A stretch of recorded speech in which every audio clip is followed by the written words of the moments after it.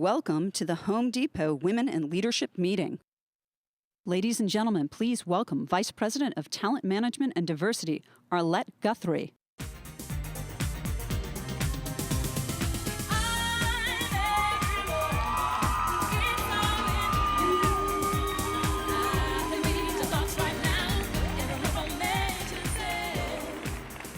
Now, I walk into a room just as cool as you please. Then they swarm around me, a hive of honeybees. Now you understand just why my head's not bowed. I don't have to shout or jump about or talk real loud. When you see me passing, it ought to make you proud. 'Cause I'm a woman, phenomenal woman, that's me. Now, if that's you, or you're in the presence of a phenomenal woman, stand to your feet and give her a high five.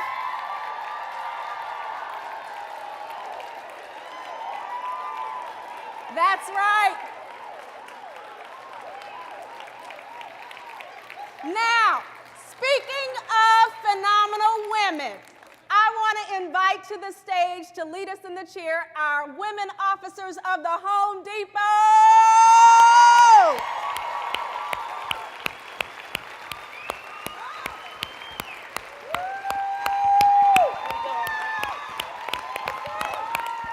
Are you ready? All right, let's rock the house. Give us an H. Oh! Give us an O. Oh! Give us an M. M! Give us an E. E! Give us a D. D! Give us an E. E! Give us a P. Give us an O. Give us a T. T! What's that spell? Home Depot! One more time. Home Depot! Let's rock. What are we going to do? Kick ass. Yes!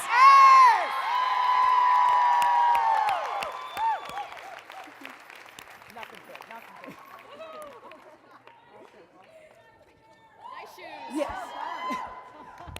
Welcome to Las Vegas. Welcome to Women in Leadership. We are so excited that you are here.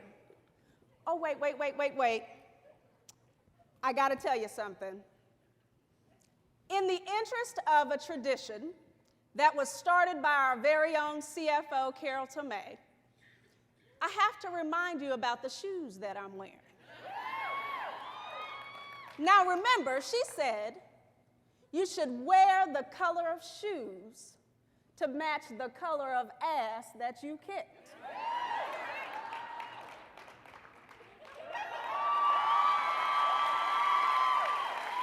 Yeah, how you like me now? 1.9% comps, 7.1% comps. 2012 was a phenomenal year. It was because of your leadership. It was because of what you do every day. So we want to take the next 90 minutes to invest in you. Remember, we launched Women in Leadership in 2010. We were reaching around 12,000 women. Today, we are more than 17,000 strong.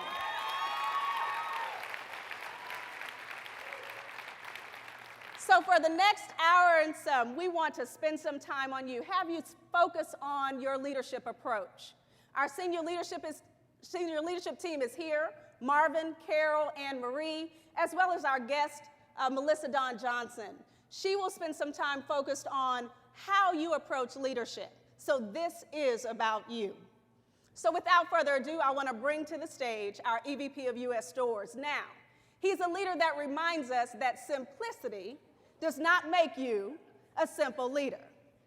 He's the one that's leading the charge that we might be the #1 customer service retailer in the world, Marvin Ellison.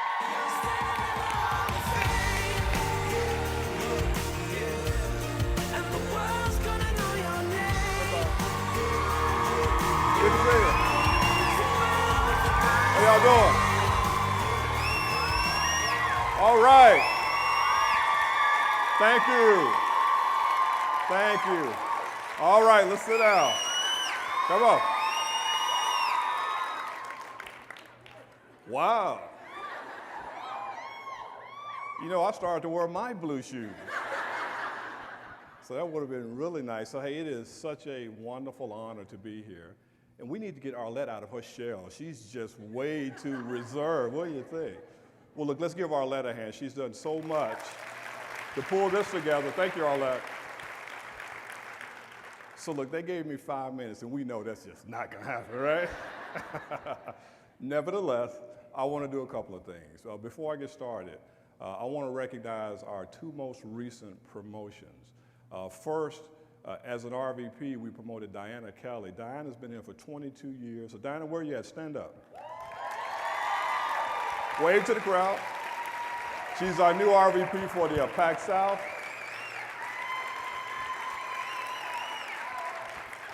"22 years with the company, started out as a cashier, originally from Colombia, South America, and someone who is a great example of perseverance and excellent results. The newest Senior Vice President is Lynn Castengay. Lynn, stand up.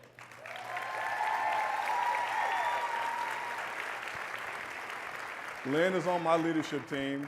Lynn is originally from Canada. She is a French Canadian. And you just heard the Tennessee pronunciation of a French name. So, look, so why recognize Lynn and Diana, I think, for the reason I'm on stage. And I want to talk to you about authentic leadership. Authentic leadership. So what's my definition of being an authentic leader? It's a leader who truly understands who they are and the contribution that they make as an individual. So you know me, the best way to illustrate anything is to tell you a really short story as an example of the journey I went through to truly understand what an authentic leader is all about. Growing up as a young African American in the rural South, you have a lot of challenges around self-esteem and self-worth.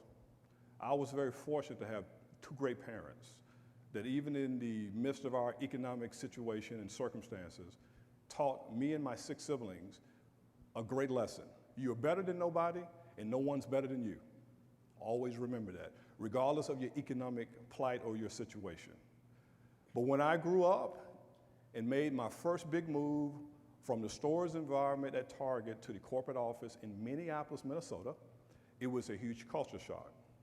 Because when I looked around that corporate office, no one looked like me.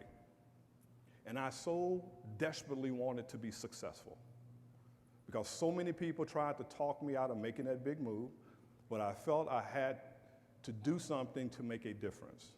And so what did I do when I looked around and I saw no one that looked like me? Well, I started to imitate all the people that I saw.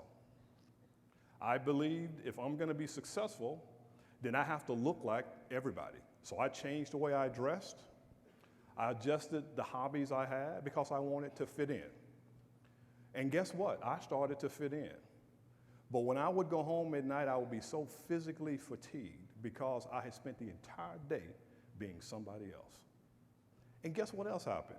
I was not nearly as effective because my self-worth was not being realized because I was imitating somebody else. I finally came to the realization that I was never going to be successful until I realized a lesson learned as a child, and that is my greatest attribute is what I see in the mirror. So I decided to put the chips on the table and try to be the best me. And that's what I did. I decided to dress what felt comfortable for me, to do the things that were truly more reflective of who I was as an individual. And guess what started to happen? My contribution became significantly greater because no one in the room knew what I knew because they had not experienced what I had experienced. No one had been the places I had been. No one had to make decisions in the way I had to make it. And I found out that I became an indisposable resource because I was unique. And all the time I spent trying to be someone else, all I did was water down who I was. So for you ladies out there, you face this situation every day working in a company that if you ask the perception of most people, it is a male-dominated environment. It's do-it-yourself. It's rough and rugged. We sell lumber, plywood, and building materials. But here's what I will tell you.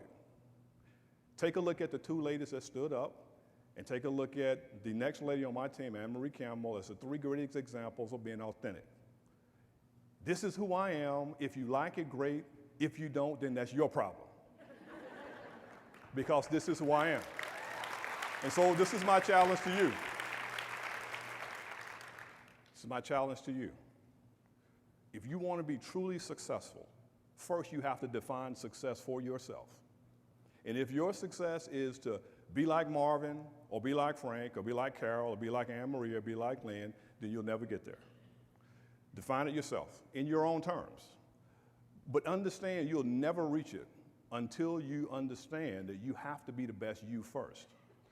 And when you are the best you bring something to the table that no one else can because you have experienced and lived things that no one else has. Don't be afraid to bring your uniqueness to the table. Don't be afraid to be yourself. Don't be afraid to add a contribution that can't be added by anyone else because no one is you. That is a lesson learned as a child that I did not understand until I faced the adversity and started to realize that I was not as effective as I wanted to be. So if you want to be authentic, you can be. You work for a company that cares about two things. It cares about leadership and it cares about results, nothing else. And so my challenge to you is provide outstanding leadership every day. Make sure that you lead your team in a way that you truly exhibit the values of the inverted pyramid and the values, Will, that you see everywhere you turn in this company. But more importantly, understand that you will never reach your highest heights until you are comfortable being the best you. Can you do that for me? All right.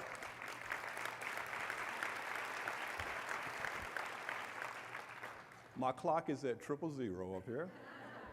So ladies, I will see you tomorrow. We're going to have a great meeting. If we had gone to Hollywood and say, write a script on the best possible time and the best possible year to have a store managers meeting, they could not have written a better script than right here and right now at the Home Depot. So with that, it is my pleasure and my honor to invite to the stage one of the most effective leaders in business and someone who has been an instrumental part of the success of this great company, your CFO, Ms. Carol Tomei. What doesn't kill you makes you stronger. Stand a little taller. Doesn't mean I'm lonely when I'm alone. What doesn't kill you makes you Okay. Woo! All right, this is fun. This is fabulous. Thank you. This is okay. Woo! All right. Love you, love you, love you, love you. Thank you. Thank you for that warm welcome. Marvin, thank you for that great introduction. Isn't he awesome? We are so lucky to have Marvin, aren't we? Woo! I'll tell you what. And he was absolutely right about Arlette. Woo, girlfriend. I love your shoes. I've got to have them. What size are they?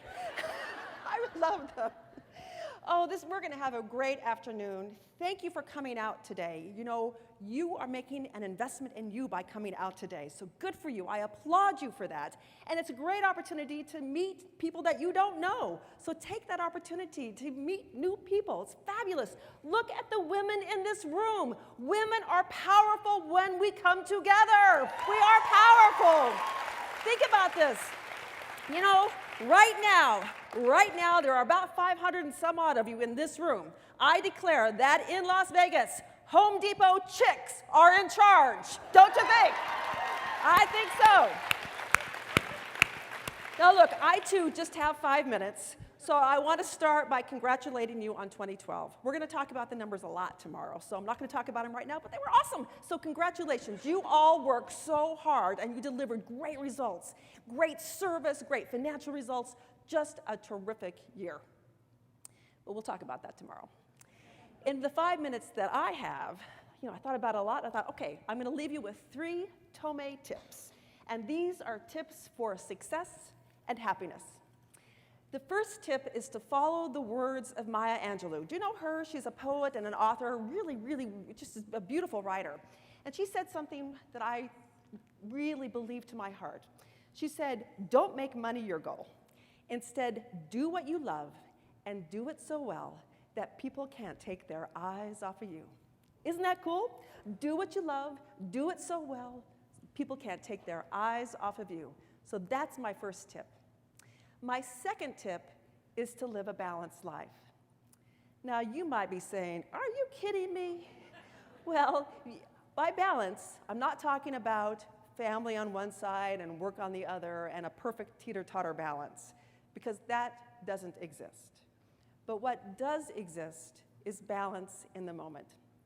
So think about it. Right now, all I'm thinking about you is you. I'm not thinking about the presentation I have to make tomorrow. I'm not thinking about my brother who just had surgery. I'm not thinking about the product walk that I'm supposed to be on. I'm not thinking about anything else but you. I am totally balanced in the moment. Now, when we're done here this afternoon, I won't be thinking about you. I'll be moving on.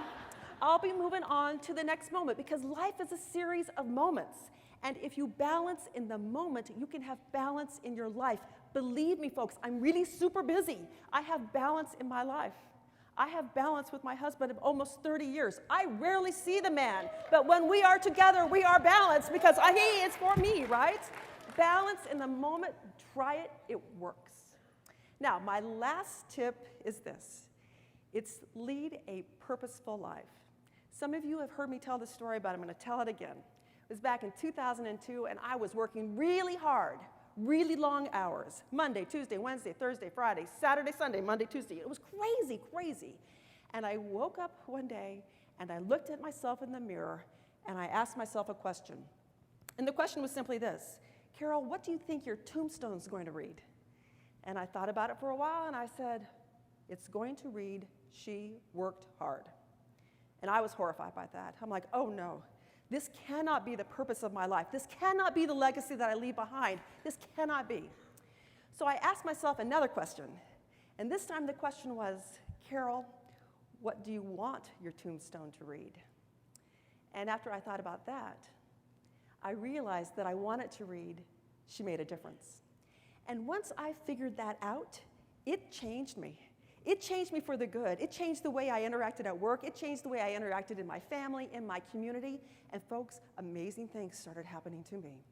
It changed me. So if you haven't thought about your purpose, your legacy, do it.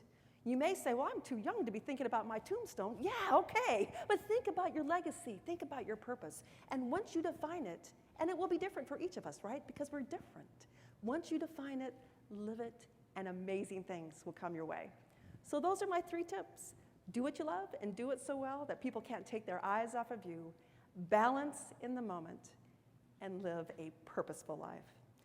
I applaud you for being here. I am so proud of you. If I think about my legacy of the Home Depot, now 18 years, you are part of it. So thank you so very much. And let's bring Arlette back up to the stage for the program. What doesn't kill you makes you stronger. Stand a little taller. Doesn't mean I'm lonely when I'm alone. What doesn't kill you makes a fighter. Footsteps even lighter. We're there to prop each other up, no pun intended. Again, let's hear it for the head chick in charge, Carol Tomei.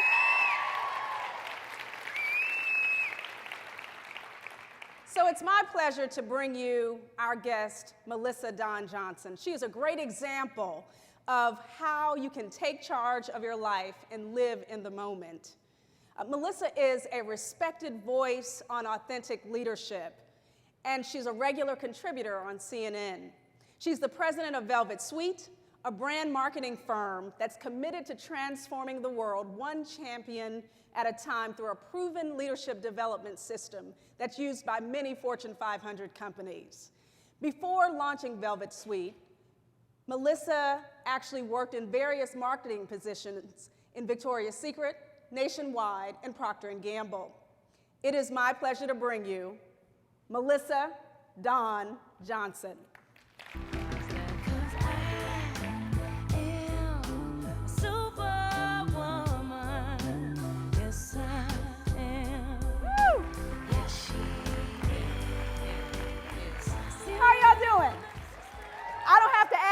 me tell you something. It's a good news day. No blues day, new shoes, no way to lose. What a good news day. It's a live it up day. I can't wait day. Lift your voice, let's rejoice. Come on, it's a good news day. It's a pay day, going my way day. No nay, all yay. What you say? It's a good news day. I have to say that because that's my father's poem. And every morning I would wake up, he would say to me, it's a good news day, Melissa. And I said, Daddy, I don't want to go to school. It's a good news day, Melissa. But what about that test? It's a good news day. I'm on punishment. It's a good news day. And so I'm here to tell you, no matter where you came from, no matter what you left before you got here, today is a good news day. And this is such an honor and a privilege for me to be here with you today. I want to, first of all, thank the Home Depot. Thank you all. You all look so good. Can you give yourselves a round of applause? I mean, the energy in this room is really contagious. And so I'm just going to flow with what I've already seen and experienced. And I'm just privileged to be with you today. Well, we're going to have a good time celebrating you. You know, oftentimes, how many of you all have goals and checklists and to-dos? How many of you are thinking about them right now? Okay, let's be honest. I want you to let it go. Because as Carol said, it's about what happens in the moment. And I'm going to share with you some moments that transform my life and that are keys to success that will help transform yours. So I want to first of all congratulate you and celebrate this moment together. So let's give yourselves a round of applause. As a matter of fact, one of my favorite characters is Wonder Woman. How many of you like superheroes? Okay, Wonder Woman is my favorite. I just have to say underneath this is a W. You know, that's what I say. Why don't you look to the woman next to you and say, Wonder Woman? You got to say like you mean it. I want you to say, Wonder Woman, meet your match. All right, give her high fives. That's what we're talking about. Let me let y'all in, since it's a sister affair, and I know we have some brothers in the house, but you all are welcome as well. I'm going to take you back to a couple of years ago, okay, a few years back. I'm from a small town called Fayetteville, North Carolina. Anybody in North Carolina from in the house? Okay, y'all know Fayetteville. And this is a picture of my high school prom. How cool is that? But what's more important is Emily is in the house who I went to high school with. Raise your hand. Emily is the store manager for Long Beach, and so Home Depot, thank you for funding my reunion so I could catch up with my girlfriend. So this is so exciting for me on so many levels. But anyway, we're going to talk about today's journey. I really believe in what I do. I share principles that are practical. How many of you know that life is too short to live in fluff? We need some clear, tangible things that will help transition our life to the next level. And I believe that you're here because you invested in yourself, as you've heard spoken earlier, because you believe that there is something more than where you are. How many of you believe that? Fundamentally believe that. Okay? If you believe that, if you take to heart what I give you, and what I share with you is I'm very candid with you, I promise you your life is going to go to the next level. Not just personally, but also professionally. So there's 3 things we're going to talk about today. The Champions Challenge is number 1. The Velvet Suite model of mind, body, and business. And it's all about living in the zone of your life, right? And we want to live in a zone where we are effective in every facet of our life, and that's in mind, body, and business. And then also we want to be able to understand how to unleash that Wonder Woman that's on the inside, that woman that wants to move her life to the next level. And life, I believe, is about a journey, and it stands for now. Now is no opportunity waits. No opportunity waits. And that means that whatever is in front of you at this moment in time, you grab it as if there is no other opportunity in front of you. So I believe that you're here, and we're going to go through that because I want to challenge you, help you move forward, and then motivate you to the next level. So our destination, how many of you have heard begin with the end in mind? I want you right now to think about what do you want out of the end of this session? What is it that's going to make this worth your while, your time, your attention? And this is what I believe it will give you. Number 1, I want to make sure that you have clarity. Living with purpose and intention is about seeing clearly. Clarity helps you make choices, right? What is and what is not. It gives you a sense of focus. Number 2, it's about a plan.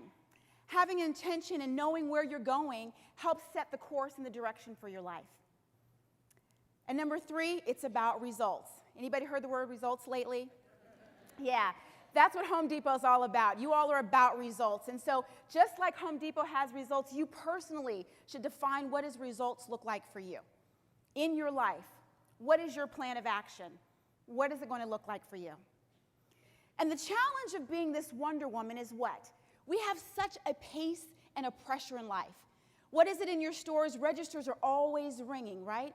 I took a time just to prepare myself for this session to really do a store walk. I interviewed some of you to talk about what are the challenges like every day working in this corporation. And so the reality is that you've got inventory, you've got customers, you've got your associates, you're managing teams, you're doing regional meetings. There's a lot on your plate. Anybody got some free time I can borrow? No? Okay, so what does that mean for you? You're bombarded with 3,000 messages every single day. I'm a marketer, and I'm always trying to get your attention, and I'm not the only one. Check out what's happening outside of this room. Constantly, you're being bombarded. Your greatest competition is time. It's time. And so the question of the day is, what is the difference between a defining moment and a faded memory? What is the difference between a defining moment and a faded memory? Let me tell you a story. My company, Velvet Suite, is 6 years old. Well, I started in 2006, and it was birthed out of a defining moment. Like many of you, I was very successful at my job. I had a corporate position. At the time, I was at Procter & Gamble, and I worked a lot of hours, and I felt good about the contributions because I was seeing results, and I was making an impact, and I was making a difference. And guess what? I actually enjoyed what I did as well. How many of you enjoy what you do? And so I had a plan. It was a Monday morning, a Monday afternoon, as a matter of fact, and I was going to work. I was going through my routine. I was doing the things I needed to do, checking the box, and I was walking home. I lived downtown, and I had to walk to my condo, and I got in the house, and I was like, great Monday, check the box. I'm getting ready to get ready for Tuesday, and the phone rings. And I was in a beautiful relationship with a man who loved me dearly, and that phone call said he died. Suddenly, all of the plans that I had, everything that was on that checklist, everything that I dreamed of and hoped for was not going to happen. And it caused me to stop and take a defining moment for my life. And I really began to ask the question, why am I here? What am I good at? And where am I going to make my mark? And I realized that the difference between a defining moment and a faded memory is simply this, being present. And as Carol mentioned, I was not present in my life. I was participating in my life, but I wasn't present in my moment. And so that moment was a gift. Even though it was a tragedy, it was a gift because it allowed me to stop and ask the things I'm about to share with you that shifted my life to a new direction and that enabled me to stand before you today after starting my business in my living room, but already seeing your face before I got here. That's the power of being in the moment. So my challenge to you is each one of you is a giant. Each one of you has the potential to change the world. But your greatest challenge is what lies between these two places, what's in your head, how you see yourself. And my goal today is to wake you up to the power of your potential and to wake up that sleeping giant in you to realize, hey, it's time to kick butt. You guys ready? All right.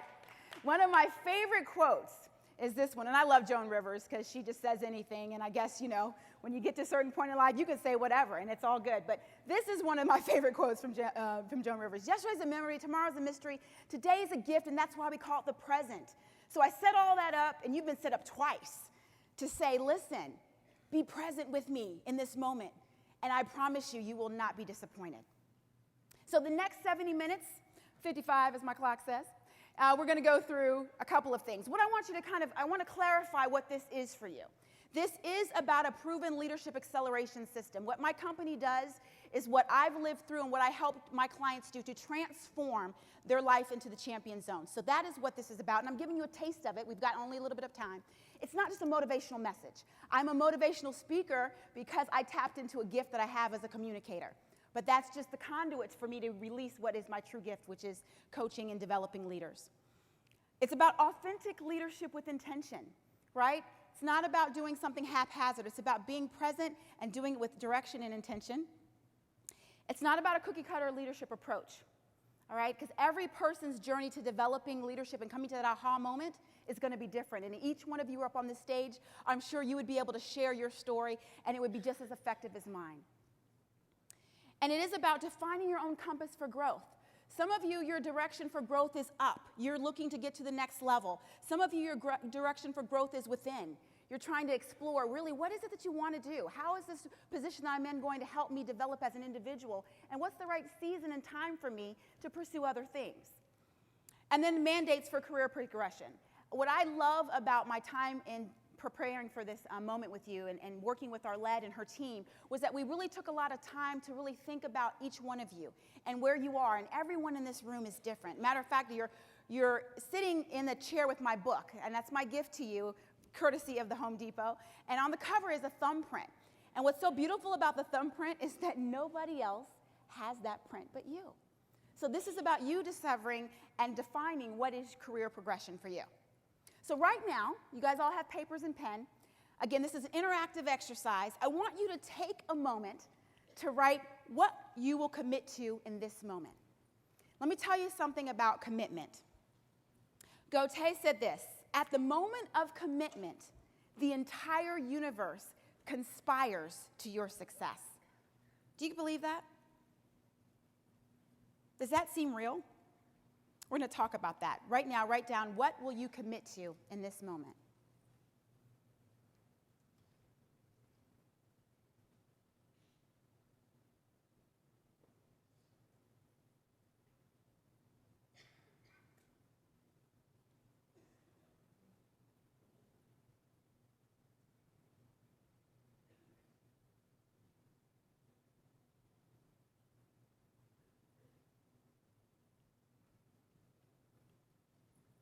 All right, we're going to do a little interactive exercise.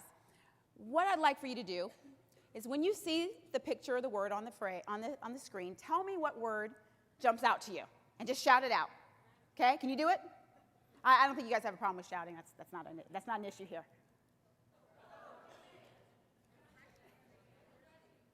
Drink, happy, refreshing, sugar, caffeine, okay. Men, football, woohoo!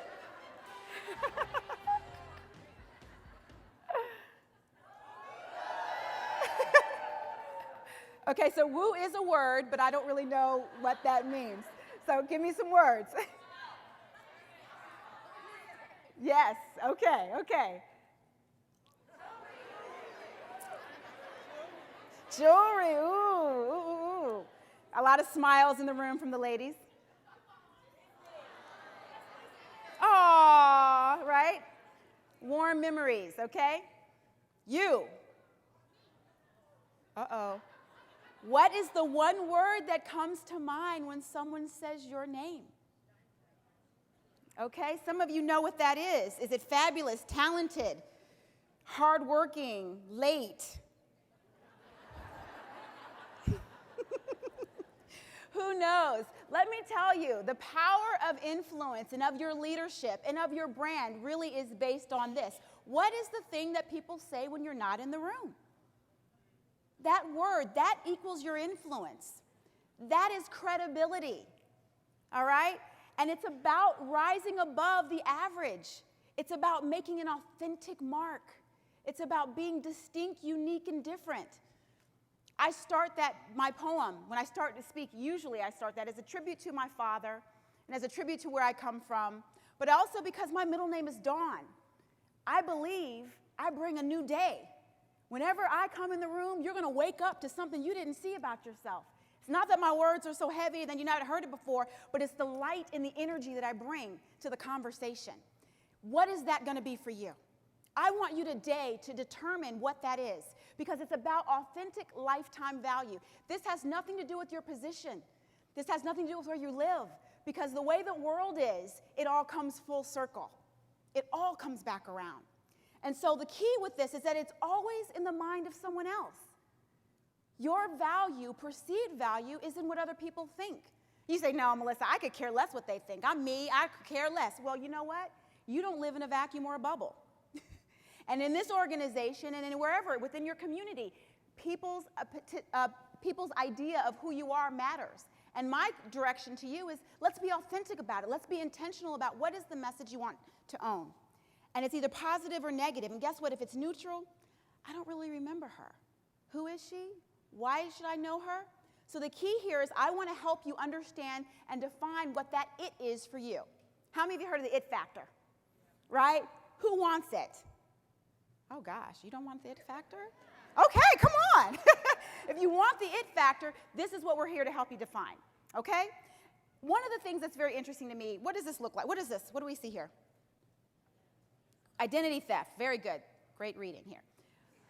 What identity theft? Anyone in the room been a victim of identity theft? How horrible does that feel? You feel violated, right? You feel you want revenge. You kind of are stuck, but how could someone take what belongs to me without my permission, right? Well, I'm going to give a different spin on identity theft. I talked a little bit about where I've come from. I grew up in Fayetteville, but I started early on in Indiana. My dad is from Gary, and my grandfather was the first to help my father go to college, and he was the first to go to college in our family. He worked in the steel mills, and he did not even have a 5th grade education. My grandfather couldn't even read. But the one thing that he did is he did give money for my father to give to us by collecting cans in the local neighborhood. So education has been a big deal for our family because of where we came from. And growing up, when my father was getting his PhD, his first time going to school in our family, we lived in a small town. And my first day going to school, I feel a victim of identity theft. And in my book, you'll read about this because I think you all can relate, and I'll share a story. I didn't have a name. I was called Colored Kid. That was one of the names that I was given. And it wasn't until my mother went to the neighbor and said, hey, her name is Melissa, not Colored Kid, that I began to understand the importance of defining my identity for myself. I was a kid. I didn't know. The other thing is I was you won't believe this, but I was very nervous in front of a crowd. I was not confident as a speaker. As a matter of fact, I was very intimidated even reading in front of people. And I got labeled slow. Again, a victim of identity theft. Because guess what? My greatest gift is my communication. But early on, someone tried to take my identity. Then, as I got a little bit more confident in my conversation, in school, she got pretty good grades, but talks too much in class. But guess what? I make it work for me now. So all of us go through this challenge of identity theft. What is it for you? As confident as you are and as accomplished as you are, sitting here today, if I could talk to you one-on-one, would you have ever had this question in the back of your mind? Do I really have what it takes? Am I really good enough to perform at the level that I know is expected of me? Will I be accepted for how I lead? I'm a woman. I do it a little different. What will they think of me? These are questions that if you don't understand the power of who you are, you will allow someone to steal your identity. And you will try to conform to be someone or something you're not. And as we heard earlier, it's like we all wrote this together, and I promise you we didn't, but it's very consistent. You will begin to lose your value, and you will lose the power of who you authentically are. So, what I want to do today is talk about, the other question is, can you balance it all, right? How many of you had that question? I heard some smirks about balance. These are real life questions, and we're going to address them as we go through. So when I created this company, Velvet Suite, I really had this concept after doing many years of working in branding and understand branding. I wanted to help people through my own self-discovery and understanding what helps leaders move to the next level, identify who they really are. And there's 3 facets to your identity, and we call it ID3. Number 1 is the identity, who you really are. And that's what I'm talking to you about, is kind of peeling back the layers of who you really are as an individual and as a leader. Also, it's about your image. It's about how people perceive you. And it's not just how you look, but it's about how you're packaging and conveying your message so that people will be able to clearly know who you are and what you stand for. And then ultimately, it's about building and developing influence. That, my friends, is the key to establishing who you are. Now, the challenge of that is what? How do I live this every single day? Because life changes, you know, family changes, jobs changes, career changes, where you live changes. And so it's very good to get in a room and to define it and write it on paper, but the reality of living it is oftentimes it gets pushed back and pushed back and pushed back. How many of you had some, call it New Year's resolutions this year? All right. We're in first quarter. How are we doing? Right? Try next year? Okay? That's just life. And guess what? Don't feel bad. You're not alone. All of us struggle with it. And so my goal is to help you think through being intentional and practically applying this. So let's go through a motivational minute here. This is a chance for you to write down some things based on what I've shared. What 2 words describe your attitude about your performance at work right now? And again, we're amongst family, so you can be honest, and I'm not going to read your paper. So what is your attitude today about your work? And just 2 words, you can write it down very quickly.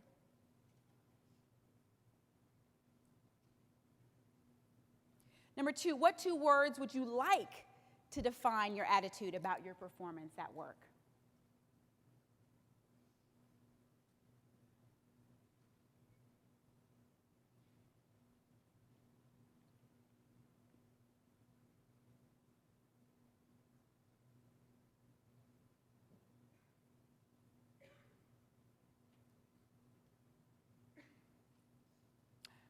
Three, what are you committed to do to showcase this to your team, your customers, and your associates? How do you want them to see this demonstrated differently once you leave today?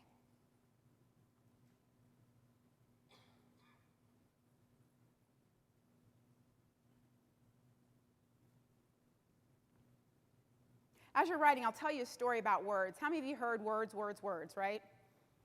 What are words? Words are everywhere. I believe that nothing in life happens without the power of words. And as I share with you my story, hopefully you'll take a few tidbits that can help you apply what I've learned. But one of the interesting things is after I decided to start my business, I had to get customers. I had to develop a name for myself and in terms of my expertise. And a girlfriend of mine happened to fax me, literally, a book by a woman named Cindy Trim. And the book was about the power of words and commanding your day, speaking over your day. And so one of the things that I did as a part of my development of my company, obviously I did all the things that you need to do to build a firm, but I also used these words in action. And I had a space in my living room that was about this space, and I would walk the space and I would read the words that were on that sheet of paper. And I would just read the words, and the words were about believing that your business will go to the next level. I will have customers. I will be able to make a difference. I will touch the lives of people around the world. And I would just read it, and I would just read it, and I would walk. I didn't see anyone. I didn't see anything immediately. I will tell you, 2.5 years later, I moved my business from Cincinnati to Atlanta, and I get a call one day in my office, and it's a woman, and she says, I'm the administrative assistant to Dr. Cindy Trim, and we heard about you, and we'd like to know if we can you could help us develop our business. I had never spoke to this woman, but it was the power of the words that she wrote and me speaking those words consistently, changing my attitude, but also changing, I believe, the course of my business. So that is the power of words. And I think it's really important for us to grab those insights about words so that you can practically use those as you're moving into the next direction. So we've covered the Champions Challenge. Now it's about how do you activate. There's a difference between knowing and doing. And so looking, thinking, and building and performing as a leader is about what we call the mind-body-business connection. And that's what we're going to talk about now. It's very simple. One of my favorite quotes is, what you do daily determines who you become permanently. So whatever you practice, you become. And it's something that sometimes we don't really think about or we don't catch until we realize, man, I've been doing this for a while. Try to not read. You can't do it because you practiced and suddenly it's become intuitive for you. So this is what the system is about. It's about the mind-body-business connection and really unleashing this leader that is inside of you, all about elevating that level of leadership and creating balance within these 3 zones of your life. Are you guys ready? Yeah. You with me? All right, we're getting ready to go into the mind-body-business challenge. First of all, the mind. I'm going to ask you something. What is this? Water. Good. How heavy is this? Yes? Not very heavy. Really, not heavy at all, right? Hold it for about 5 minutes, gets a little heavier, right? Hold it for about an hour, hand starts to quiver, a little numb in the fingertips. Hold it for a day, it paralyzes you. This is stress. This represents what we hold every single day. And over time, it can be debilitating. And stress looks like a lot of different things for a lot of different people, right? But the key is that we need to be mindful of that. And what I want you to understand is the mind is so critical to our leadership. And understanding the mind, well, what's so interesting about the mind is I can't see what you're thinking. I don't know what's going on between these 2 places. But I do know if you begin to shape that, it will determine the outcome of your life. So that's why we're going to investigate a little bit deeper into the mind. So let's ask the question, what would you do? You have to get to the core of what's important to you and why you're here. What's the purpose that you're trying to live out every day? And if you don't remind yourself of that, you can really get lost in the environment. We have a wonderful organization full of fantastic people, and I've lived in a lot of different markets in our company. And no matter where you go, the people are orange-blooded and passionate about our business and truly good, decent, genuine people. I think their authenticity reminds me that I have to come with my best as well. Purpose. Purpose. How many of you all know what your purpose is? So a few people raise their hand. How many of you want to know and are seeking it, right? I think we all want to know why we're here. And this is really critical as a part of mind. This is really the GPS. I would say the operating system for your life starts in your mind. And so I want to really break down what are the facets and factors so you can really begin to assess where am I in my thinking and how am I leveraging the assets I have available to me to begin to shift my leadership to the next level. Purpose is one. Purpose is defined as intention, direction, the reason why we're here, the reason why you do what you do, what motivates and drives you. Mission is about the assignment. It's about what is it that you're going to do and how is that going to make your day, your week, your year complete when you know you've accomplished that mission. The other thing, attitude. How many of you guys feel like you have a pretty good attitude? Depends on the day, right? We all struggle with attitude, but this is once you understand your purpose, I believe that it will begin to shape your attitude. It'll shape the way you look at your day. It'll shape the way that you believe what is success, what you've accomplished, and what you still have left to do. The DNA is what I call your distinct and notable attributes. These are the things that make you unique. And as Marvin talked about, understanding authentic leadership is about defining what are your unique characteristics. Some of you, it might be your sense of humor. Some of it is the way that you're just so candid and straight to the point. Some of you have a great way with words. Others of you are really compassionate leaders, so people have a way to connect with you that they may not connect with others. Doing a self-assessment of what are my unique DNA, distinct and notable attributes, will really help you begin to qualify what is your mindset and how are you going to use that as to your advantage. And finally, this shapes the mental and emotional health of you. And despite all of the pressures and things that you have, that stress, how you manage shaping your mentality is critical. Because guess what? We all have what? Baggage. We all have history. We all have disappointments. We have things that we thought were going to go one way and they didn't. So how you begin to shape your mentality is critical. Some of the things that that I believe have been helpful to me and help my clients in doing this is around simple things like, how many of you feel like you don't have enough time in the day, right? Okay, do you know if you will commit 15 minutes a day, you will gain 2 hours of me time in a week? 15 minutes. That could be as easy as getting up a few minutes earlier. It could be taking time on a Saturday or a Sunday. But what is it going to? It's going to require you to make some choices and put you back first in the center. So here are some ways to create habits. Remember the principle, what you do daily determines who you become permanently. And so I want to encourage you to think about some of these things. Writing a journal, taking time to read. And I know that that's, oh, when do I have time to read? Integrating it into something that you're currently doing. But 15 minutes is all it takes. Getting up unplugged early, going to bed a little earlier, getting up at another time, helping you find those few minutes in the day to put you back first. Why? Why is that important?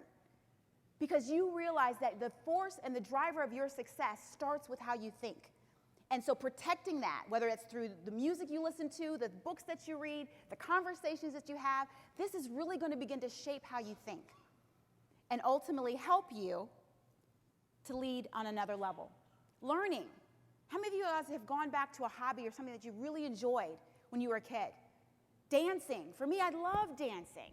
You know, so going back and taking dance classes. Doing something that you love brings back life to your life versus going through the routine. Make sense? Okay. So we're going to ask you to now make a commitment. One action that you will commit to do for yourself in mind.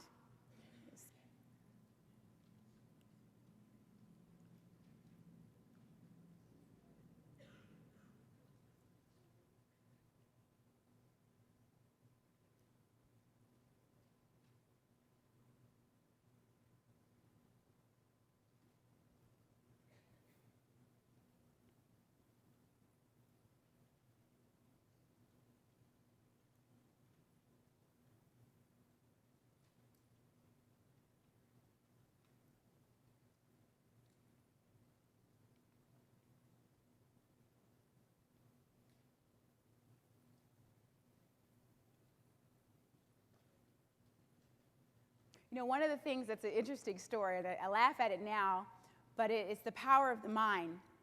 When I was going through that time of trauma after losing the man that I loved 10 years ago, music became something that helped me. It was a way for me to connect and to shape my thinking in a more positive place. And so when I started to create the book, I said, you know what? I want to create a CD. That was 10 years ago, of course, a CD. And I'm going to call it Morning Motivation. And so I went to a friend. I said, do you know anybody who can help me lay tracks, because I'm not a singer, but lay tracks for a CD? And they said, yeah, I know this guy around the corner. And I talked to him. I said, yeah, can I come? He says, well, you come to my studio. I said, great. I get to his studio's in his house. I'm like, okay. And the actual recording studio was in a closet. I'm like, okay. And I'm recording my first track, my CD, on a microphone with a sock over it because he doesn't have the microphone cover. And I recorded my first CD called Morning Motivation. And through that CD, it happened to get in the hands of a producer at CNN. And that is how I got my segment for a year on CNN, through that CD because of the power of those words. And so again, it doesn't matter where you are right now, but realize that using words, reshaping your mind is going to be critical to getting you to the next level. Whatever those insights, whatever those things are that help motivate you, get in touch with them and apply them, no matter how big or how small they seem today. Can you guys do that for me? Okay. The body. So when I say body, what do you think? Oh, body image, how do I look? Do I still fit in those jeans from 10 years ago? I'm not talking about that necessarily. Actually, your body is the driver for your life. And if you think about it, if this is all you got to ensure your life, how are you taking care of the body? Are you abusing it? Do you take it for granted? Health is a gift. It's not just something you have and you just can take advantage of. I mean, you can, but you'll pay the price. So let's take a look under the hood of what is the body and why it's so important to keep that in perspective.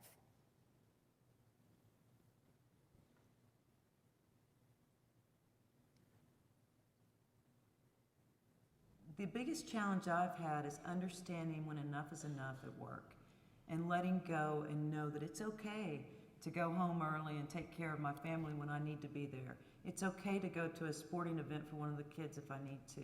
It's okay to leave and take care of my brother when he needs me. And I'm much better as a leader when my people see me walk away when I need to walk away and take care of those of it in my life that mean something to me. And early in my career, I felt guilty about those things. I felt guilty about knowing when I could walk away. And I don't feel that way anymore. I have a very good balance now, but I've worked very hard daily to make sure that I stay connected in all the different roles that I have. Anyone ever felt a little guilty about where you're supposed to be, how much time I'm supposed to spend, right? The key is balance. And as we heard, it's not doing everything at one time, but it's about being choiceful and mindful about where you are. Did you know that 86% of American workers are overweight and have one chronic disease? It's according to Gallup. So let's take a look at why the body is so important. This is, again, practical things that you and I can do to begin to shift how we take care of this performance driver. That's what it's called, the body. Nutrition, exercise, attitude, personality, personal style, and communication. So we're talking about from the inside out. My whole leadership philosophy is about building value from the inside out. So obviously we know about nutrition, right? And the importance of that. How many of you guys take the time to eat breakfast in the morning? Okay, good. You guys are getting up early, right? Opening those stores very, very, very early. Well, food is important. Did you know that food is also can balance your moods? You know, so understanding citrus is one of the things that I use specifically to manage stress and prevent stress. So understanding some of those fundamental, simple things you can apply every day. Exercise. I understand you guys walk maybe a mile, a little, and some change in the store every day. A little bit more than that, okay. 5, okay. You're doing a lot of exercise. Okay, being intentional about that and finding other ways. Again, exercise is a stress reliever. It allows you to get rid of some of those toxins that are in your body, but at the same time, it also gives you energy back. So those are the things internal, but as you release stress, it does shape your attitude. It shapes the personality you bring to work, because if you're uptight, you're cranky, you got that little stiff thing in your neck, how do you come off? Sometimes a little short, sometimes a little snappy. We have all of those moments, right? So the key here is to begin to find ways to mitigate those things, because that's how people perceive you. And it's not because that's who you are, it's possibly because you need a little rest. Possibly you need a little vacation. Maybe you forgot to eat and your stomach's growling. These are just the little things that you can begin to do, again, to practically shape how your value is perceived as a leader. And guess what? Your associates, your team members, they want to see you balanced because they're saying the same thing. How am I going to manage all of this? And ultimately, your personal style. Some of you have a signature style, is what I call it, whether it's your hair, whether it's the colors that you wear, your bracelets, whatever, your socks, your glasses. Find that thing that makes you unique. As I was interviewing one of your associates, she shared with me that she always wears bracelets because she, for her, being in the apron and the attire, she doesn't have a way to be unique. So that was her thing. And guess what? In regional meetings and out and about and networking, people would recognize her and talk. It became a talk piece for building her influence and creating another unique way to get people's attention. Okay? So let's give you some things about shaping your perception. What can you do every day? Very simple things. Remember, in your 10 to 15 minutes, thinking about breakfast. Number one, fundamental believer in breakfast. Finding ways to create me time. I talked about the 10 to 15 minutes. Exercise, we talked a little bit about that. Spa, how many of you guys are going to partake in the spa? Okay. Get recharged while you're here in Vegas. Absolutely, number one. But don't just make it a Vegas thing. You can create a spa in your bathtub. Tell the kids to get out. This is my time. Okay? Finding that. Again, it's all about transitioning. This is one of your associates, April Lee. And through some of the resources you all have here at Home Depot, she did some testing and realized that she was really off the scale in some areas as it relates to her health. And she took control. I promise you, ladies and the gentlemen that are here, no one is going to do this for you but you. No one's going to care about it as much as you do. So these are some of the things that you can begin to do. And as you can see from April, she made a total life transition. And I'm sure it wasn't just because she wrote it on a sheet of paper, and it wasn't just because one day she closed her eyes and snapped her fingers and she lost weight. Every day she did something simple to make the change, and it started with putting herself first. So my question is, what are you going to do? What are you going to commit to? One thing in this area of your body that's going to allow you to go to the next level as it relates to your leadership. What is the one thing that you want to do? Take a few minutes to write that down.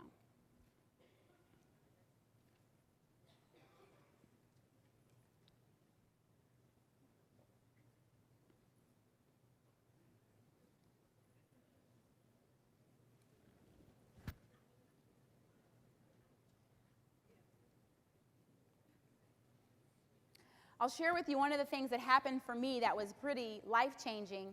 Last year, I had always had this dream, vision, of competing in a fitness competition. Any fitness competitors in the room have ever done it before? Okay, it's a few. It's a very niche sport, but I never thought I could do it. I didn't think I had the body type. I didn't think I had the time, but I made a commitment to myself to do that, just as a personal goal.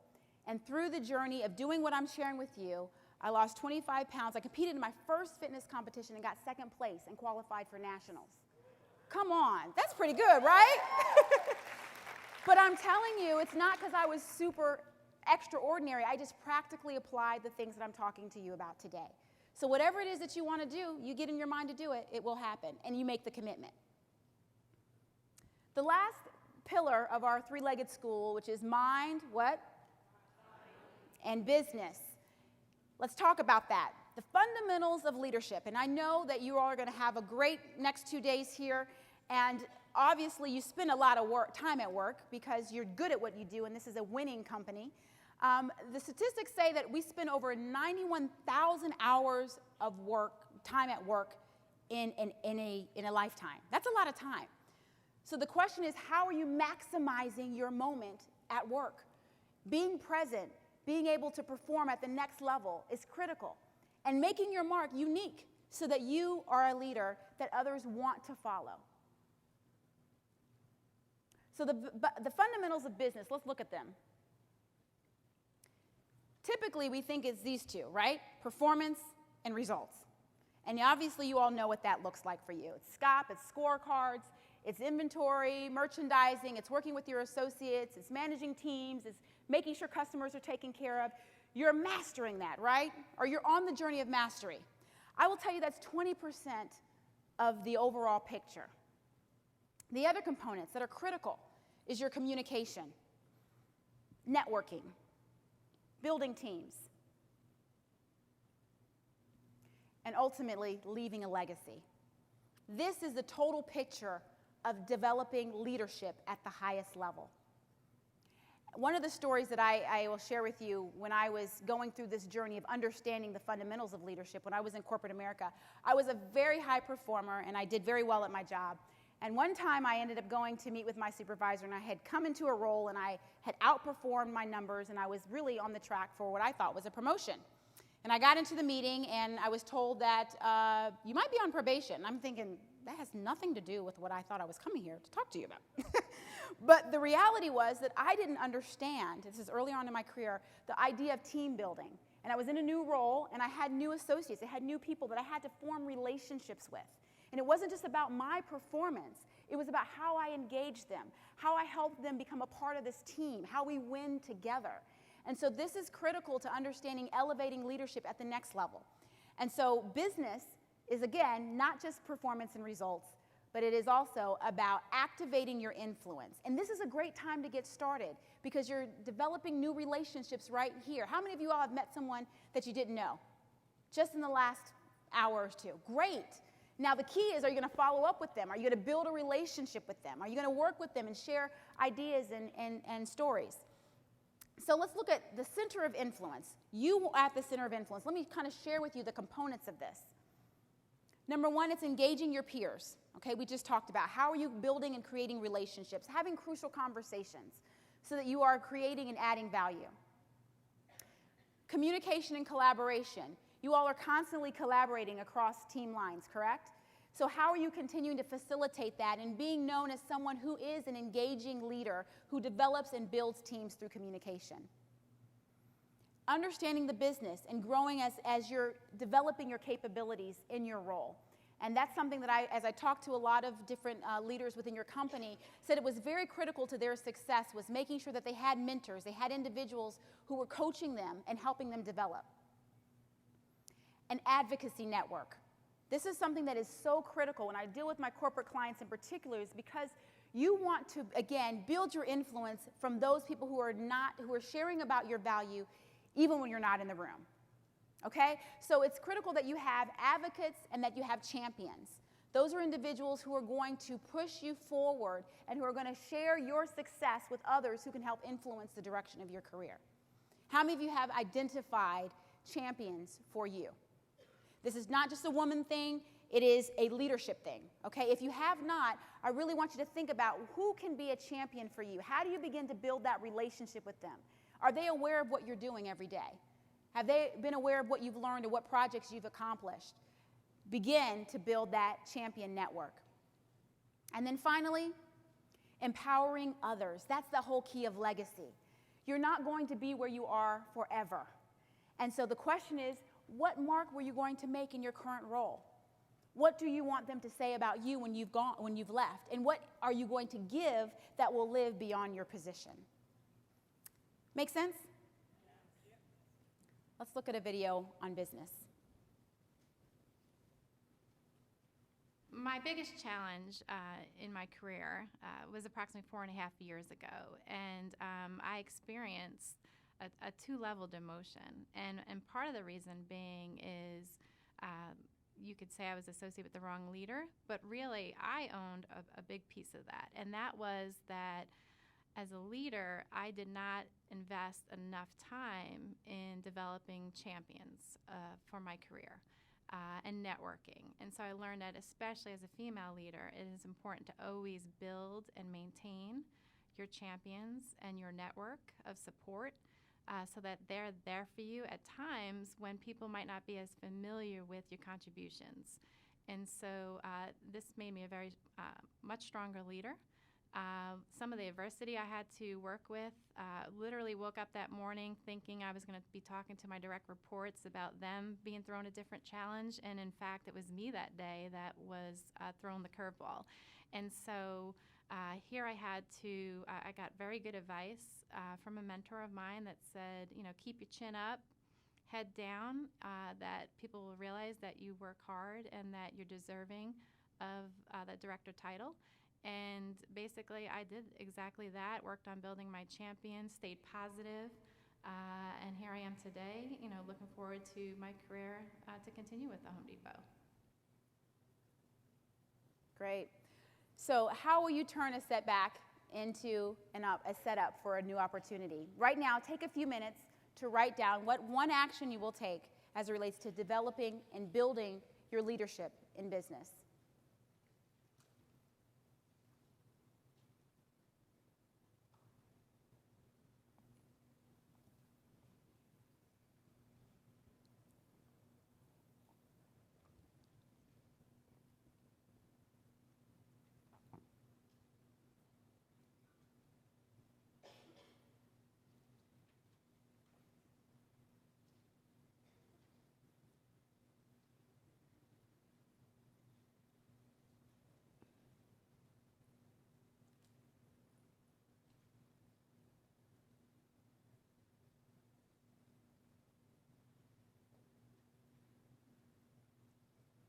So you've got 3 things we covered, right?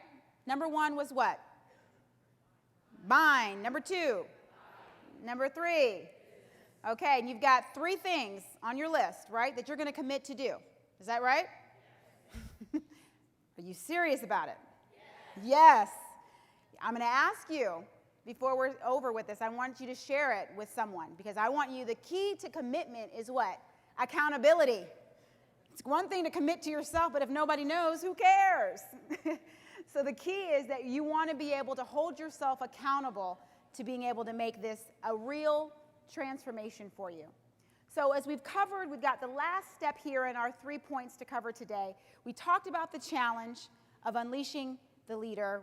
We talked about the mind-body business system, so that this is what you can do. What you do daily determines who you become permanently. And finally, it's all about how do we unleash this leader. And there's 3 things that you can do right now to begin to unleash the leader that is within you. Right now. Now stands for no opportunity waits, so we're going to get right to it. What is this? Money. Who loves money? Anybody? We all love money, right? Money. And when we talk about building brands, money and paper, what's the difference? Value. Absolutely. The difference is value. My key to you and my hope for you today is that you will get from this that you are invaluable. You know, the difference between money and value and money and paper is that one has the attitude of a leader and the other, it's like trash. People walk by it every single day. No matter who you are, no matter where you've come from, you bring a unique and an invaluable mark to this company. So how you think about your value will determine how you manage your mind. It will determine how you manage your body. It will determine how you manage your business. So all 3 of those things are intricately linked to how you know, own, and manage your value. And understanding value is critical because over your lifetime, things are going to change. You're going to be at a different stage and a different place in your life. Right now, 10 years later, I just got engaged. I found love again. Yay! That's a beautiful thing. And so it didn't matter what happened. The key is that throughout the course of time, I maintained my value. And I want that same thing for you. That is the key right now, getting in your attitude and your mindset that you are going to know and manage and protect your value. Will you guys do that for me? Yeah. Okay. Number 2, what is this? Lion. I love Lion. Lion King is one of my favorite movies. I just love Simba. But the lion, why is the lion the king of the jungle?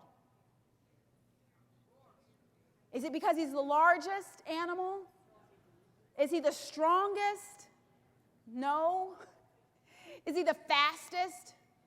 No. The reason he's the king of the jungle is simply he has the attitude, and everybody respects it. Doesn't make sense. An elephant is 3 times bigger than a lion.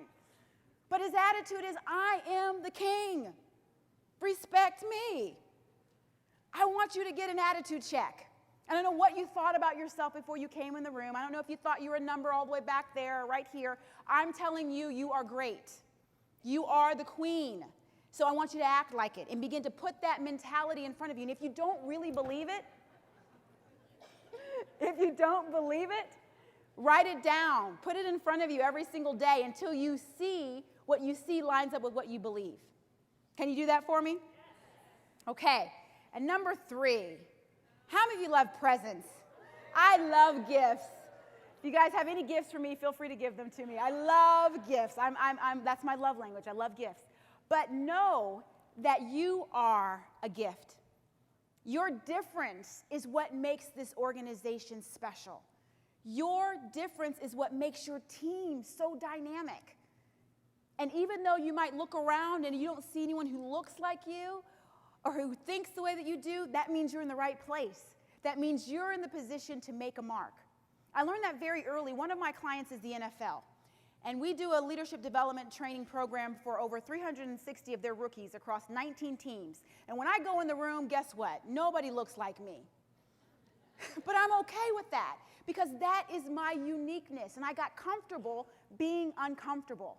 And that is one of the key to success as a leader at the next level is if you're comfortable, try to get uncomfortable. Put yourself in a place where you are totally uncomfortable because it's only going to stretch you and help you grow. All right? 3, that is number 3. My difference is my greatest gift. And ultimately, what I've shared with you guys is so good. Please do not leave it in this room. I want you to take it back to your teams. I want you to begin to help them understand the very fundamental basics of leading at the next level. It's not about a theory, it's about practical steps, very simply, in how you think, how you take care of your body, and how you lead as a leader. That's going to elevate you to the next level of leadership. And together, as a team, all of those things begin to help us perform at another level. And so will you make a commitment today to share this with someone on your team? Maybe it's another female leader, maybe it's a man, it doesn't matter. Everyone who is a leader needs to know how to lead on the next level. Do you agree with me? Yes. All right. So to recap, how do we unleash your leader? There's 3 fundamental things. Know your worth today. Attitude is everything. And my uniqueness is my gift. You guys should be feeling really good right now. You feeling kind of warm and fuzzy, feeling like you can conquer the world, ready to unleash the leader within you? I tell you what, this has been such a joy and a privilege for me to be with you. And again, I'm committed to this. I'm committed to what I do because it's not just my job, it's my purpose. And if you can't tell already, I'm one with my message because it truly is what I love and what I believe is a way to transform your life. And so I came to give you a gift because I love gifts so much. I decided I wanted to give you a gift. The system for leadership, as you know, as we talked about, is what? There it is, unleashing the leader within, mind, body, business. And before we get to the gift, I want to ask you to do one thing for me. What is your commitment to what you've committed to in this moment? Are you going to tell a friend? Are you going to write it down in your journal? Are you going to post it in your office? What are you going to do to make sure you stay true to this? I'm not asking you to make another commitment. I'm saying, what is it that you're going to do to make sure that this was not just a nice motivational message, that you actually apply this and something in your life begins to shift?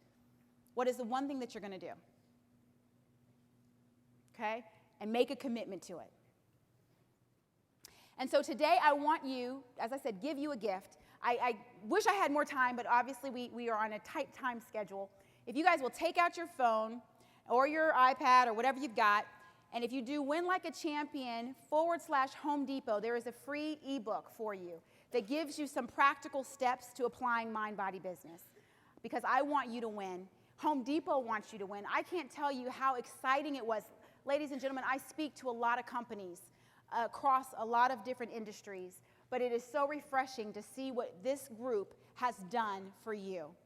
They spent so much time to prepare this day for you, and I want you to give them another round of applause. They've done such a fabulous job. So thank you for hosting me. Please take advantage of this free gift for you. And I'm going to make sure that I hear from you because I want to know how you're doing. And make sure that you are applying what we've talked about today. So it's Win Like a Champion /Home Depot. And that is the location you can get the free ebook. So we salute you. We are so excited and thankful. I'm grateful for this opportunity to have been here before you to share a system of success for me that's changed my life, that also changes my clients, but it's going to change yours. Mind, body, business, truly the way to unleash the leader that is within. And we're so excited that we're going to give you a chance to ask some questions. So thank you so much.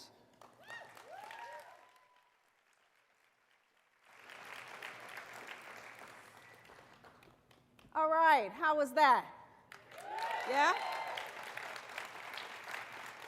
So we have 2 mics in the aisles, and certainly want to take about 5 minutes to answer any questions that you may have regarding what you've heard today. Open mic. Can I play some Jeopardy music? Any questions? Now, no opportunity waits. There's a question, yes. Come to the mic. Thank you. Let's give her a round of applause. First question.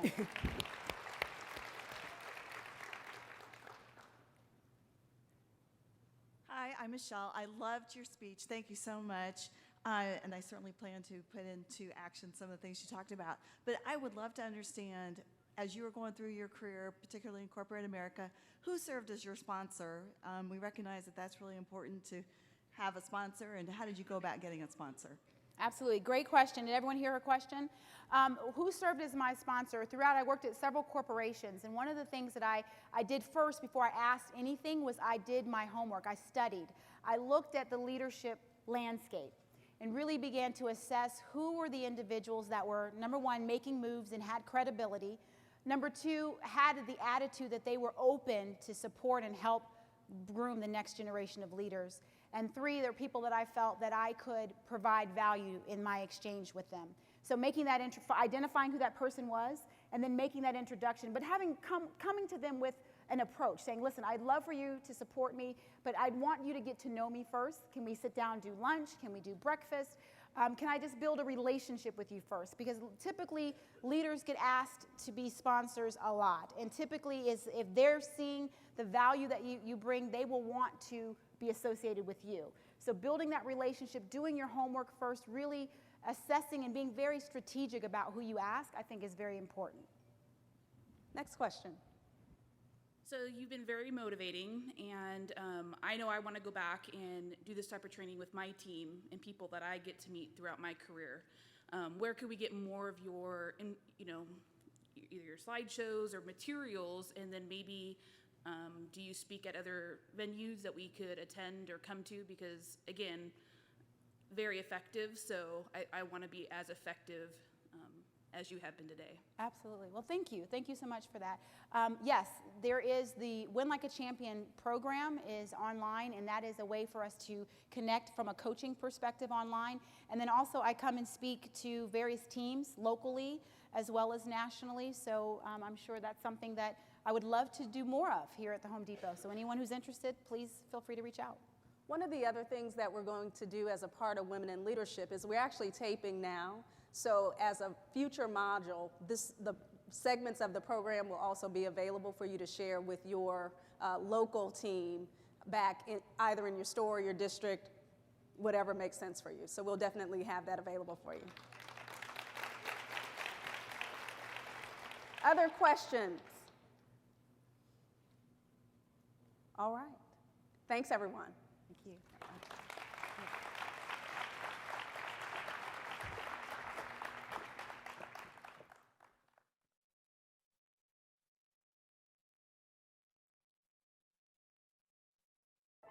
Instead of going out on an extra date or buying myself an extra outfit, I'll buy a house cleaning over the weekend and I'll have somebody mow my lawn. And so take the things off your plate you can get off. And then when you're home, focus on what's most important there. And when you're at work, high priorities here. What I love about being a district manager and why I came back out to the field is I love inspiring and developing talent. I appreciate where I came from. I started this company almost 21 years ago as a cashier, making $16,000 a year. And the company has been really good to me over the years. I've been able to progress very quickly, and I never forget where I came from. Staff to your weaknesses. Figure out what you don't know and surround yourself with people who know that. And then exploit your strengths. If you're a good leader, be a leader. Be motivational. Be out there all the time. Taking a more collaborative approach and valuing the diversity of people's thoughts. If you let people know in Home Depot that you want to move to a certain position, whether it's store manager, district manager, RVP, and you really let them know that you're willing to do what it takes, there are people who will support you and who will get you in front of the right people and get the right training so that you can take your career as far as you want to go. And I truly, truly believe that. I never wanted to be seen as someone that got promoted because I was a female. I wanted to earn everybody's respect for how hard I worked and how I developed talent. I might have taken a longer road to get there, but I felt like I was getting all the information I needed from all those people, taking all the best things from the leaders that I had. When people see that you're being authentic and when they see that's truly who you are, it doesn't mean you'll always be successful, but it does come with a level of respect. Very conscious about not missing deadlines, delivering on the work expectation, but communicating. And it was a huge communication at home and it was a huge communication at work, but setting up the expectation and communicating through them. There have been some times where I failed at that, absolutely. But those were sometimes the decisions that I would have to make, you know. There's some times where I said, I'm gonna make a personal decision to be with my family today because my son is sick. That happened to me not that long ago. And I decided, look, I'm gonna miss this because my son is sick and my husband's out of town and my job, first and foremost, is to be a mom. And sometimes you just have those days where you go home and you said, yeah, I did a lot of checking the box, but did I inspire anybody? Did I really help anybody grow their careers? And so going home and laying on that pillow and reflecting, that's what keeps me up at night is, did somebody connect with my thought process and my end goal, and did they get something out of it so that when I'm no longer their leader and I move on to something different, or they move on, that they've taken something away from working with me that they can apply for their careers going forward. The most important way to be able to develop somebody is to get to know them, and to not everybody has the same goals, asking a lot of questions. I remember there was somebody on my team at one point that we really thought very highly of, and really were trying to develop, and at some point he came to me and he said, look, some people have bigger aspirations for my career than I do myself, and I am not ready for that. Personally, in my personal life, I'm not there yet. I'm not ready for that. I love being a woman. I absolutely love it. I will say that I think empowering and embracing who you are as a woman is something that each of us needs to do and find what that looks like for us.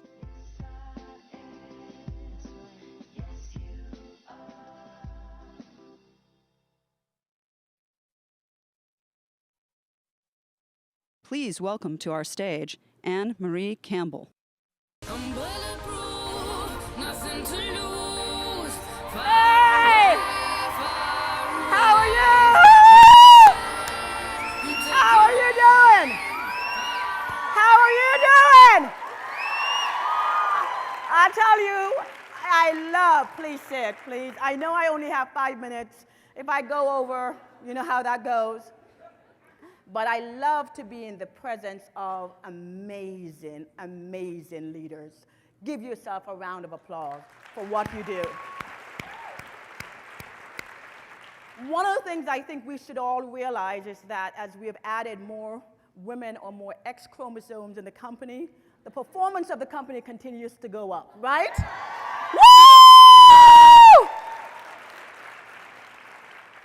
So first of all, though, thank you for giving me the opportunity to speak to you today.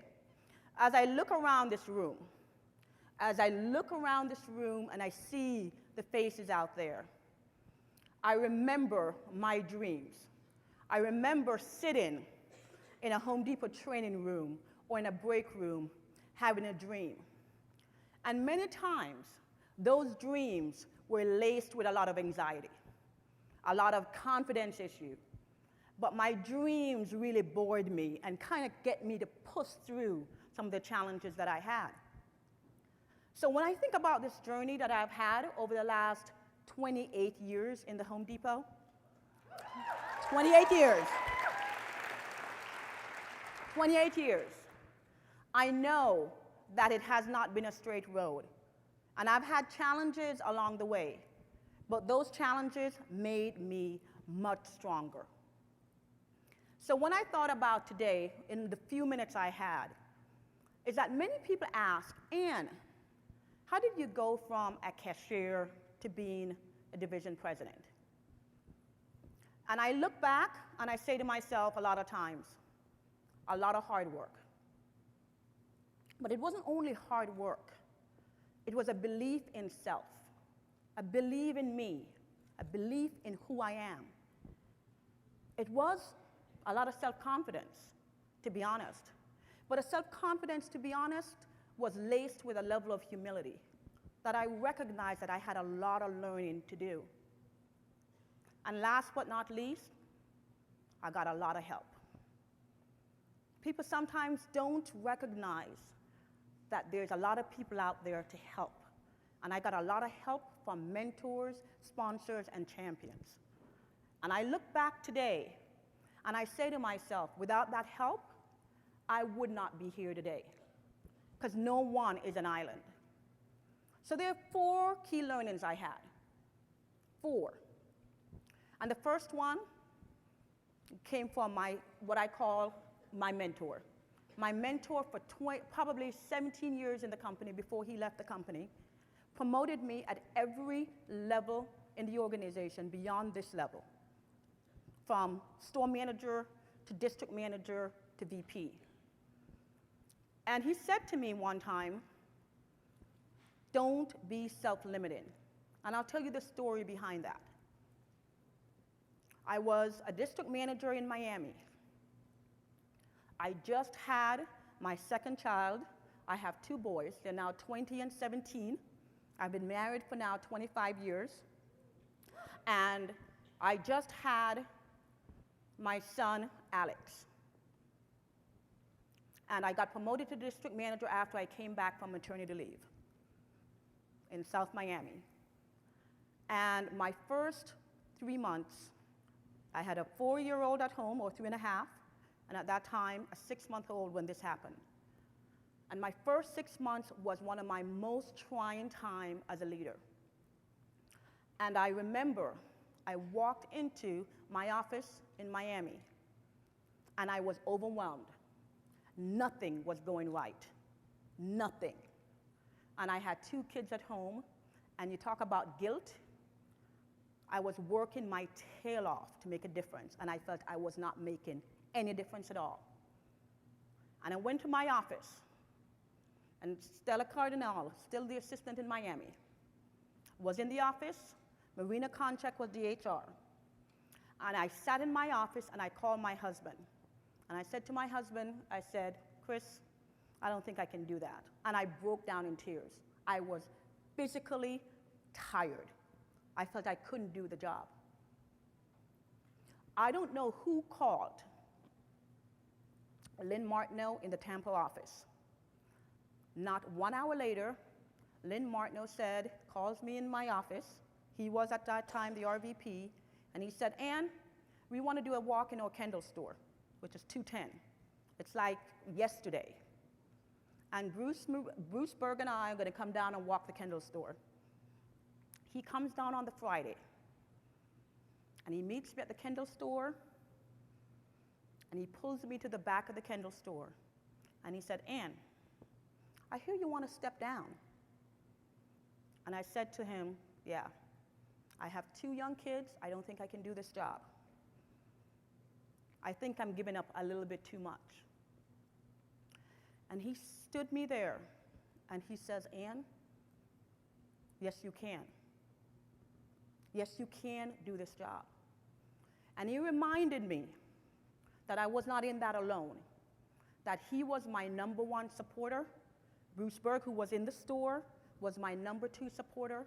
And no matter how tough it gets, I just need to pick up the phone and call.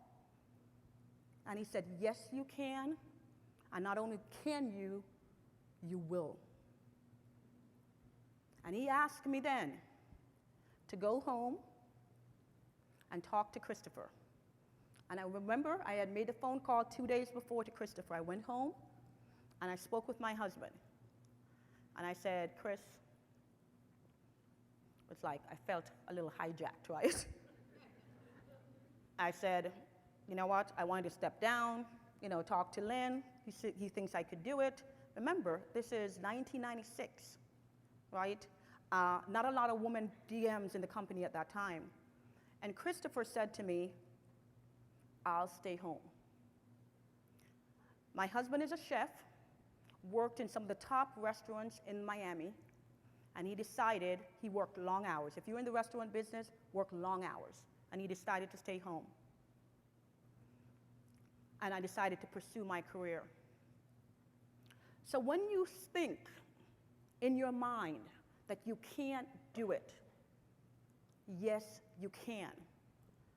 But you got to have help. You got to have help, and you got to get support.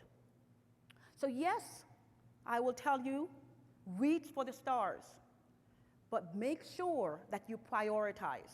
There are many days throughout my career, or many a times I was offered a promotion, and I said, nope, it's not the right time.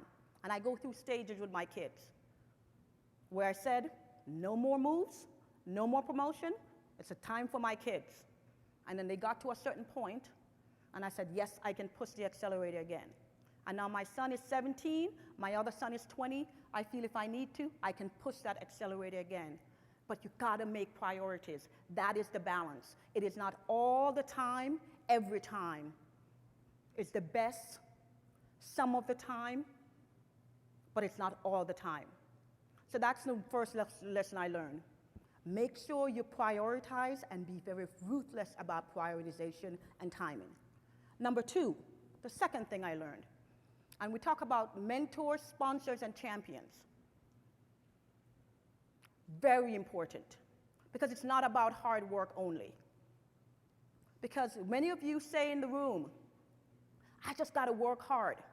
I don't want to be in the politics. I don't want to get on that walk. I just want to work hard. My hard work should show everyone what I can do. But look around the room, team. A lot of people are working hard. But how do you get recognized? No matter how hard I work today as a leader, when you have close to 700 stores, my hard work don't mean a thing. It is about influence. It's about communication. It's about network. It's about building teams. And when you put your head down and work hard, no one sees your ability to do any of those things. So when you talk about working hard, yes, it starts with hard work. But at the end of the day, you got to pull yourself out. You got to walk up front. If you ever walk in your store, and you got to add value. You can't settle down and just be in the back of the room. You got to step in and be you. The third thing I learned, learn all the time. Melissa talked about reading. Deborah McKinley talks about surround yourself with people who are a little bit different from who you are. It's about self-development and learning. I can tell you how I was 20 years ago is totally different from what I am today. And not because I'm not the same me, but I've learned to adapt to my environment. I've learned to manage the different challenges, and I've learned to put myself in the moment and put myself in the moment at the right time. I grew up in an all-girls boarding school for close to 16 years. And I'm married to a man that have 5 brothers. I have 2 sons, and I have 3 brothers of my own. Just think about that. All girls, all sisters, all my life. And I'm surrounded by men. So I had to learn and I had to adapt. Every single day. When I walked into the Home Depot, I didn't know I was walking into a male-dominated environment when I walked in 1985 in this company. All I walked in was to a job and an opportunity.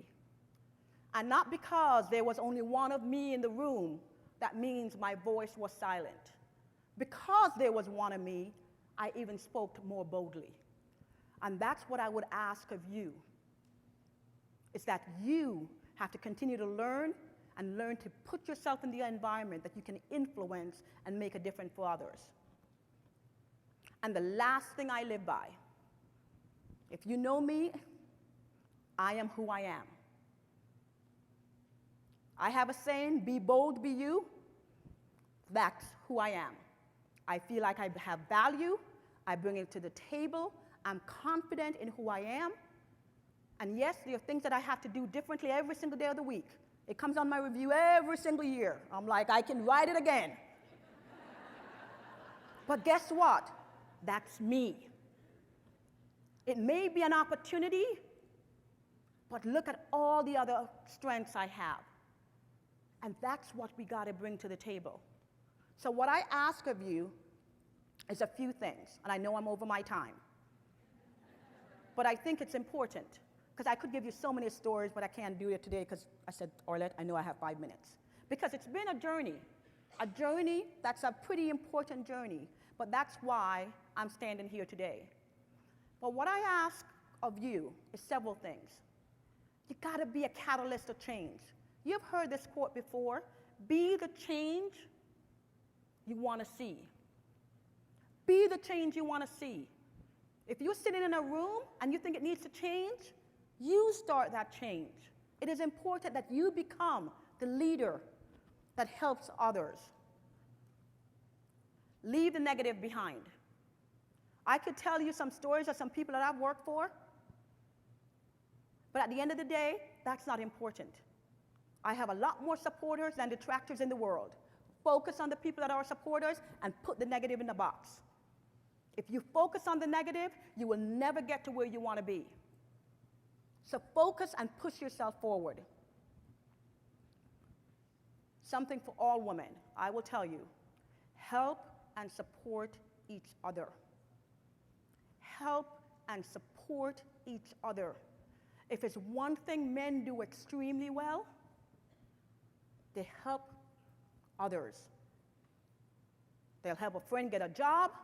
They get a friend get some basketball tickets. They help each other. They figure it out. Help each other. If you're in a community, if you live in Miami and you have kids, or you live in New York and you have kids, network. If you need help with your kids, network. Help each other. Don't fight against each other. Help us all be better. Take responsibility for your development. Don't look to someone else for your development, because it is your development. Yes, other people will support you, but you got to make the first step. You got to reach inside yourself, and you got to want it more for yourself than someone wants it for you. Many times, I've had people who believed in me more than I believed in myself, and had to have those conversations and lift me up. And no matter how far you reach, you still sometimes have those insecurities about some pieces of what you do or some business that you're in. But guess what? Everyone has insecurities. So step in and make sure you take responsibility for yourself. Because here's the difference. The power change typically comes from the tide of commitment and resolve that each of us bring to the table. It's not about one person doing it, it's about everyone doing it. It's about 515 of us in this room, or 600 or 17,000 committing to self and committing to others. Because if we want a seat at the table, we got to be the leaders of change. And we don't want one seat at the table. If we could take all seats at the table.